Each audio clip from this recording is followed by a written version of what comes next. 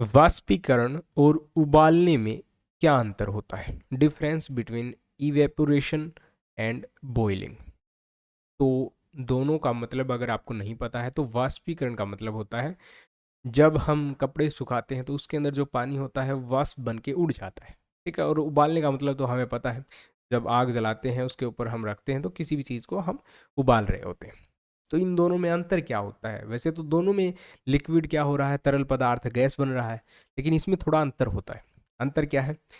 जैसे तापमान की बात करें तो वाष्पीकरण के अंदर यह किसी भी तापमान पर होता है, यानी कि यहाँ पर ज़रूरी नहीं है कि तापमान है एक निश्चित तापमान ही होना ज़रूरी है। फॉर एग्जांपल जैसे हमें पता है कि जो पानी होता है, वाटर होता है, वो 100 डिग्री सेल्सियस का जो तापमान होता है उसके ऊपर गैस की अवस्था में आता है, यानी कि लिक्विड में है, पीने का पानी है। अगर उसको हम 100 डिग्री सेल्सियस के ऊपर गर्म करेंगे तो वो क्या हो जाएगा? भाप बन जाएगा, उड़ जाएगा। लेकिन क्या इससे नीचे नहीं उड़ता है? क्या इससे नीचे गैस नहीं बनती है? बनती है।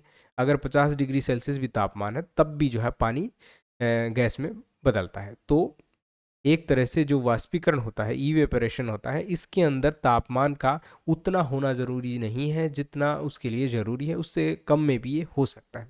जबकि उबालने की बात आती है तो यह केवल एक निश्चित तापमान पर होता है। प्रक्रिया की गति, जो वाष्पीकरण है एक धीमी प्रक्रिया होती है, आराम आराम से होता है, जबकि ये एक तेज प्रक्रिया होती है, बहुत तेज़ी से यहाँ पर जो है लिक्विड से गैस की फॉर्म बनती है। स्थान की बात करें, केवल द्रव की सतह पर यह होता है, यानी कि अगर आपने एक बाल्टी जो है इस तरह से एक बाल्टी रख दी, उसके अंदर आपने पानी रख दिया, तो यहाँ पर जो वाष्पीकरण की प्रक्रिया होगी वो ऊपर ऊपर होगी, ठीक है। नीचे पानी का कोई भी ज़्यादा फर्क नहीं पड़ने वाला।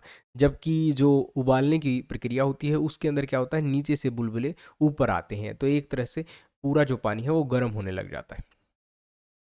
ऊर्जा स्रोतों की बात करें तो ऊष्मा आसपास के वातावरण से ली जाती है, यानी कि जो बाल्टी के अंदर जो पानी रखा है, अगर वाष्पीकरण की बात करें तो वहाँ पर क्या होगा, जो आसपास की जो गर्मी है उसके कारण ही यहाँ पर वाष्पीकरण होगा, या ऊपर से जो धूप पड़ रही है उसके कारण, ठीक है।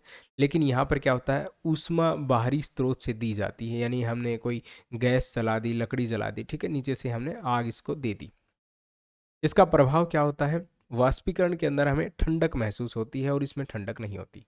जैसे फॉर एग्जांपल आप इसको करके भी देख सकते हैं। आप एक बर्तन को गैस के ऊपर रख दीजिए, उसके अंदर पानी डाल दीजिए, उसको उबालने लग जाइए। जब वो उबलने लगेगा उसके ऊपर आप हाथ ले जाएंगे तो आपको गर्म महसूस होगा, गर्मी महसूस होगी, ठीक है, ठंडक महसूस नहीं होगी। लेकिन दूसरी तरफ वाष्पीकरण में क्या होता है, देखो पानी यहाँ पर क्या हो रहा है, तरल से गैस में जा रहा है, ठीक है, गैस में जा रहा है। सेम यहाँ पर भी यही होगा, लेकिन एक फ़र्क आपको ये लगेगा कि आप एक कपड़े को गीला कर दीजिए, ठीक है, और उसको जो है अपने चारों तरफ ऐसे बांध दीजिए और उसके बीच में आप बैठ जाइए। जब वो कपड़ा सूख जाएगा, यानी वहाँ उसमें के अंदर जो पानी है वो गैस में बदल जाएगा, तो आप अपने आसपास महसूस करेंगे कि आपको ठंडा ठंडा महसूस हो रहा है। तो बस यही अंतर होता है उबालने के अंदर और वाष्पीकरण के अंदर। वीडियो पसंद आए से लाइक करें, शेयर करें, चैनल को सब्सक्राइब जरूर। Thanks for watching.